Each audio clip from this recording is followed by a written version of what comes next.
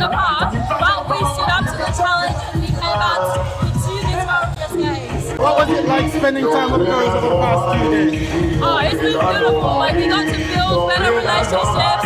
We got to know what each other likes on the court. We got to know what we can do to bring each other along, and I think that's on how we really did well today.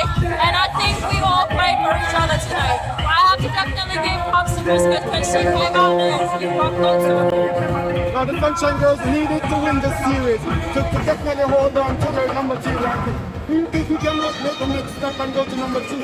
100%, but I think we need to take this as massive growth, go back to the drawing board and be more skilled, more defined in our roles to actually go out there and execute what we need to do.